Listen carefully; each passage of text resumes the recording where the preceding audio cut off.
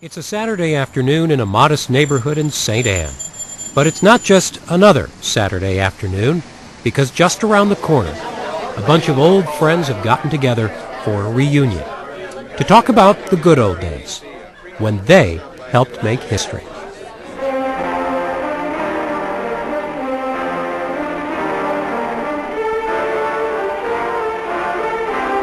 Everybody knew the first American astronauts, the Mercury 7 they called them: Shepard, Grissom, Glenn, Schirra, Slayton, Carpenter, Cooper. But thousands of other people were involved in this. Okay, John? When an astronaut climbed into the Mercury Capsule, he was climbing into a craft built in St. Louis by workers at McDonnel Aircraft. And the last people the astronauts saw before blastoff were McDonnell employees who bolted on the hatch. That's you here, right? Yeah, this is me here with my back. Hair was a little darker. Cal Mosher came up from Texas for this reunion. He had worked with the space capsules after they arrived at Cape Canaveral to prepare them for the space shots. We're just doing some modification and putting some brackets on for some wiring. And this was before John Glenn's flight. McDonnell Aircraft signed the contract to build America's first space capsules for manned flight in 1959.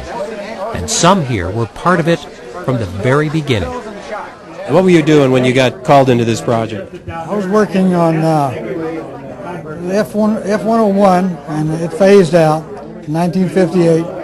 And after that phased out, they said, you're going to get transferred over to a new program. Originally, they took us all off the airplane line. They sort of skimmed off the best, started astronautics, and then we all worked from there. What were your thoughts at the time? I didn't think it'd work. McDonnell built jet planes, but space capsules had to withstand greater stresses: the blastoff, the vacuum of space, the intense heat of re-entry, and the splashdown in the ocean. McDonnell's contract was for 20 capsules. Only 7 were planned for manned flights. The others would be used for various tests, including flights with chimps on board. The capsules were small, just 9 feet high, 6 feet in diameter at the base. Just enough room for a single astronaut who could do little more than move his head and arms. It made it a challenge for those who built these capsules. As work progressed and the capsule filled with equipment and controls, only one worker at a time could get inside, with progressively less room to maneuver. It was demanding work. We were trying to catch up to the Soviet Union in the space race, and they would put the first man into orbit around the Earth. We were always rushed, always pressed, long hours, good crew, and everything was being done for the first time. Now, you got to remember now, back there, everything was slide rule and pencil. And then came testing, more testing than had ever before been given a manned vehicle. The first manned spacecraft was delivered in December 1960, only 23 months after the company had received the contract. Now, those involved remembered the demanding deadlines and the long hours, but they also remembered the teamwork, the dedication, the problem solving. They were pioneers. No one had been here before. No one could tell them how to do it. And I imagine every space program built on what you guys did. Yes, we kind of had a saying that it was the Model T of the space world. And back then you didn't have all the red tape that you had to go through 15,000 signatures to get something done. And we did it, it was all just done like that. Well, you can later on in the programs you couldn't do like that because it got too involved.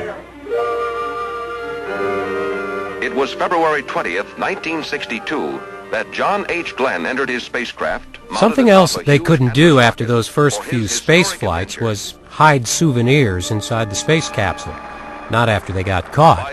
The ground crew would stash dollar bills before blastoff. They'd be signed by crew members and astronauts and framed, verified as having orbited the Earth. Signed by John Glenn. Yeah. NASA officials were none too happy when they found out. Yeah, right. It was a scandal. Remember that? The guys coming down and investigating the dollar bills and the $2 bills? I wasn't in on it. Don't you lie to me. You were in on it. He is the one, Joe is the one that logged all of these That's $2 Joe bills. Trammel on the I mean, all right. of He these hosted bills, this so reunion. that if His memories of those important and exciting times are slipping away. He's in the early stages of Alzheimer's disease, and he wanted to see his old friends while he still remembered them. His wife, Ruth, made all the arrangements. Go ahead. I really appreciate you people coming out for this and being with us. The best group in the world. I love all of you. God bless you. We love you, Joe. When you make it, bud. It's been a long time since the first days of the space program. They remember the good things now and mostly laugh at the bad. They're proud of what they did and proud of how well they did it. I had so much faith that we built it, it was going to work. And that's what I went on. You know, we just, instead of saying, oh boy, I worry about this and worry about that, we knew when it was ready to launch that the spacecraft was ready to go because everybody had done their job. And I know that the way it was put together and the way the mission worked out, there was more went into it than just a wage that you were earning here in the plant. Your hearts went into it as ours did down at the Cape, too. John Glenn, the first American to orbit the Earth and later a U.S. Senator, was invited to the reunion but sent his regrets. In a handwritten note to Joe Trammel, he wrote, "They were great days none of us will ever forget.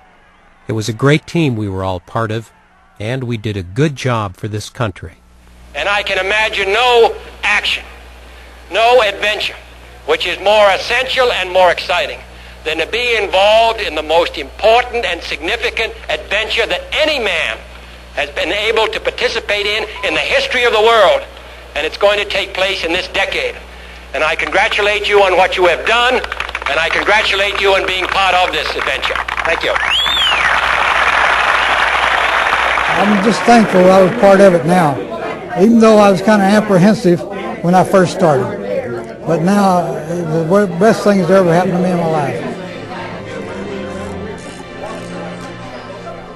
Joe was the catalyst that brought us all back together. A lot of us have died.